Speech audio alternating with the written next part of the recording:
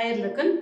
Мен Қарағанды облысы Шет ауданы Бұрма жалпы білім беретін мектебінің математика пәні мұғалімі Нұртазина Сушашкөбеновна. Бүгінгі біздің сабағымыздың тақырыбы қозғалыстың орташа жылдамдығын табуға арналған есептер шығару 6-шы сынып. Бүгінгі сабағымыздың мақсаты қозғалыстың орташа жылдамдығын табуға есептер шығару.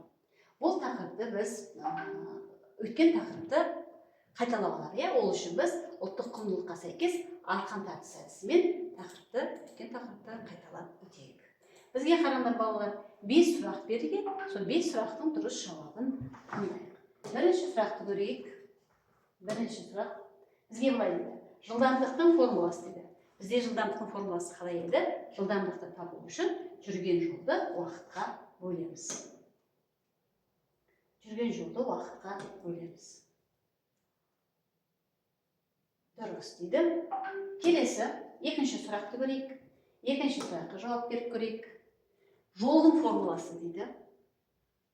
Жолдың формуласын табу үшін біз не істейміз? Жылдамдықты уақытқа көбейтеміз. Келесі, уақыттың формуласын табу керек. Уақытты табу үшін жүрген жолды жылдамдыққа бөлеміз. Жүрген жолды уақытқа бөлеміз. Жарайды, жақсы. Келесі сұрақ. Бізде қайталанып кетті ғой сұрақтарымыз. Келесі, төртінші сұрақ. Уақыттың өлшем бірлігі. Бізде уақыттың өлшем бірлігі қалай еді? Секунд, минут, сағат. Жақсы. Келесі, соңғы сұрақ бізде жылдамдықтың өлшем бірлігі. Жылдамдықтың өлшем бірлігі километр сағат, метр секунд болады екен.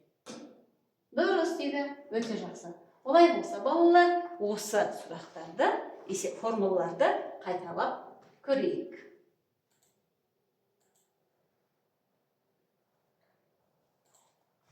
Бұлай дейді: қозғалыстың формулалары дейді. Яғни бұзыларды біз қозғалыстың формулалары деп атаймыз. Бірінші, жылдамдықтың формуласы, жол, уақыттың және жолдың формуласы. Яғни жылдамдықтың формуласын табу үшін, жылдамдықты табу үшін жүрілген жолды уақытқа бөлеміз. Келесі, уақытты табу үшін жүрілген жолды жылдамдыққа бөлеміз. Соңғысы, ара қашықтықты табу үшін жылдамдық пен уақытты көбейтеді екенбіз. Енді осыған байланысты сендерге ой қозғау болсын. Жұппен жұмыс жасаймыз. Сәйкестендіру тесті деп аталынады. Жылдамдық, қашықтық, уақытты табу формулаларын пайдаланып, қазақ хандарының есімі мен таққа отырған жылдарын сәйкестендіріп анықтауымыз керек. Яғни сәйкестендіру тесті. Бізде бірінші жолда есептер берілген, екінші жолда реттік номерлері, үшінші жолда қай жылы қай ханның отырған жылдары, таққа отырған жылдары берілген екен. Енді қараймыз. Бірінші есеп былай дейді: жүрілген жол 4422, уақыты 1474 болса, жылдамдығын табу керек. Жылдамдықты табу үшін, яғни нені бөлеміз? Жолды уақытқа бөлеміз. Бөлгенде бізде қанша шығады екен? 3 шығады екен, 3 деп тұрғанымыз Жәнібек ханға сәйкес келеді екен. Жәнібек ханға сәйкес келеді екен. Яғни 3. Яғни Жәнібек хан болады екен. Келесі екінші. Бірінші мотоциклистің жолы мен екінші мотоциклшының жолы берілген, уақыты берілген, орташа жылдамдық табу керек. Орташа жылдамдық табу үшін екі жолды қосып уақытқа бөлеміз. Яғни сонда бізде орташа жылдамдығы 2-ге тең болыпты. Яғни бұл Керей ханға сәйкес келеді екен. Үшінші, бізде жол берілген 615,2, ал уақыты 1558. Жылдамдықты табу керек. Жылдамдықты табу үшін бөлеміз. Сонда бізде 0,4. Яғни Хақназар ханға отырған уақыты кез көрініп тұр екен. Келесі бізде төртінші есеп былай дейді: жүрген жолы 3683,4, уақыты 1754. Яғни сонда бізде жылдамдығын табу керек дейді. Жылдамдықты табу үшін біз бөлеміз. Сонда 2,1. Кім екен? Әбіл Мәмбет ханға сәйкес келеді екен. Дұрыс. Келесі есеп бізде 5-ші есеп. Жылдамдығы 2-ге тең, жүрілген жол 1598-ге тең. Уақытты табу үшін не істеуші едік?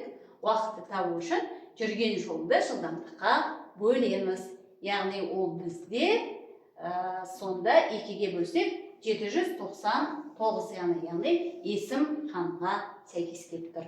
Соңғы 6-шы есеп бізде 1680 жүрген жол болса, жылдамдығы 10-ға тең дейді. Уақытын тап дейді. Яғни уақытты табу үшін жүрген жолды жылдамдыққа бөлеміз. Яғни 168-ге тең болып тұр екен. Яғни сонда бұл Тәуке ханға сәйкес келеді екен. Әрі қарай осы ой қозғауды осымен аяқтайықтағы келесі арқада жаңа сабағымызға, есептер шығаруымызға көшейік. Яғни бүгінгі біздің сабағымыздың айттық мақсаты орташа жылдамдыққа есептер шығару дедік. Яғни сонда орташа жылдамдықты табу үшін барлық жүрген жолды, яғни барлық кеткен уақытқа бөлу керек екен. Яғни оның алгоритмі былай екен сонда. Бірінші, барлық жүрген жолды есептеп тауып алуымыз керек. Екінші, барлық жолды жүруге кеткен уақытты табу болуымыз керек. Үшінші, барлық жолды, сол жолды жүруге кеткен уақытқа бөлсек, бізде сонда орташа жылдамдық шығады екен. Келесі, бізге мынандай бір есептер берілді. Былай дейді. Жүк пойызы бірінші сағатта 75 км дейді.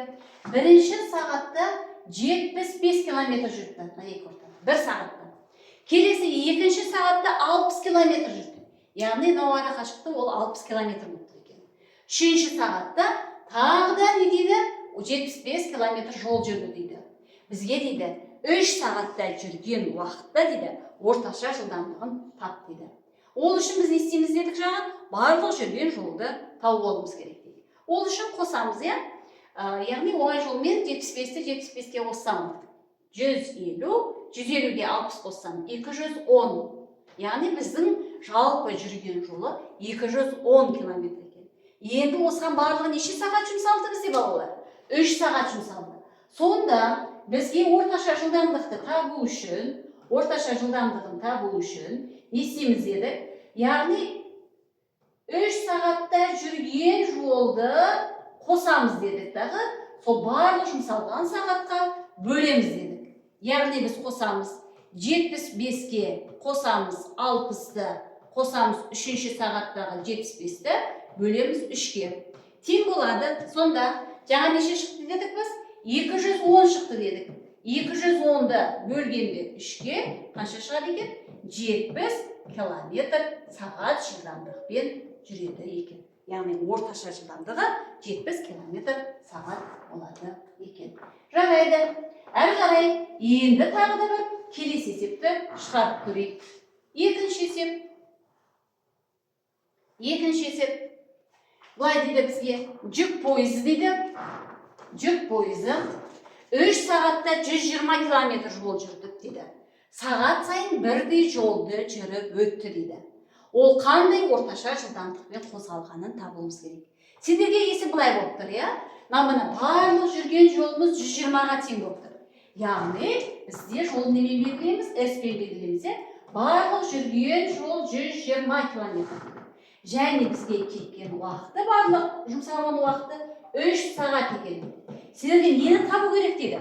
Бірдей жылдамдықпен жүрді ол, Осының бірдей жылдамдықпен жүріп отырса, нақтыға бірінші сағатта ол қанша жылдамдықпен жүрді, екінші сағатта, және үшінші сағатта ол қанша километр сағат жылдамдықпен жүргенін табу керек. Яғни бізде жылдамдықтың формуласы қалай болушы еді? Яғни жүрген жолын уақытқа бөлеміз. Яғни не істейміз? 120-ны бөлеміз 3-ке тең болады. Сонда әрбір сағат сайын бізге орташа жылдамдығы 40 км сағатқа тең болып тұр екен. Яғни сонда біз барлық жүрген жолды істейміз уақытына, жұмсалған уақытына, барлық уақытына бөледі екенбіз. Сонда бізде орташа жылдамдығы табылады. Яғни сонда біз балалар, бүгін біздің өткен тақырыбымыз орташа жылдамдықты табу болды ғой. Енді соған сәйкес мынандай бір сабақты бекітуге мынандай бір тапсырма берілген сендерге. Былай дейді. Берілген сипаттама мен формулаларды сәйкестендіру керек дейді. Бірінші формула ара қашықтықты табу формуласы. Ара қашықтық дегеніміз не? Бізде жүрген жолды табу үшін істейміз біз. Жолдың формуласы жылдамдығымен уақытты көбейтеміз. Дұрыс айтады, жылдамдықпен жолды көбейтеміз. Яғни жылдамдықты табу формуласы. Жылдамдықты біз қалай табушы едік? Жақындау жылдамдығын табу үшін біз не істейміз? Қосамыз, иә? Жақындау жылдамдығын табу үшін біз олардың жылдамдықтарын қосамыз. Келесі, уақытты табудың формуласы. Уақытты табудың формуласы, яғни не істейміз? Уақытты жүрген жолды жылдамдыққа бөлеміз. Жүрген жолды жылдамдыққа бөлеміз. Ал жылдамдықты табудың формуласы, яғни жүрген жолды уақытқа бөлуіміз керек екен. Міне осы формуланы біз жатқа білуіміз керек. Сонда ғана біз қозғалыстың есептерін дұрыс әрі оңай шығара аламыз. Келесі.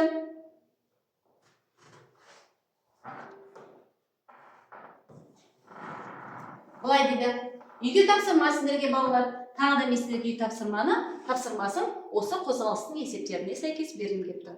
Бізде суретте қараңдар, бірінші мотоциклист пен екінші мотоциклші екінші жақтан екі ауылдан қарама-қарсы бір-біріне шыққан екен. Біріншісінің жылдамдығы дейді, біріншісінің жылдамдығы 25 км/сағат, ал екіншісінің жылдамдығы 30 км/сағат. Енді бізге дейді, осы екеуінің дейді, 3 сағатта жүрген жолын табу керек дейді. Қараңдар, біреуі әрине барлық жолдың екіншісіне қарағанда аз бөлігін жүрді ғой, өйткені біріншісі бізге 25 км/сағат жылдамдықпен жүрсе, екіншісі 30 км жылдамдықпен жүріп келе жатыр. Сондықтан дейді, әр қайсының дейді, жүрген 3 сағатта жүрген жолын табу керек. Әрине қайсынікі көп?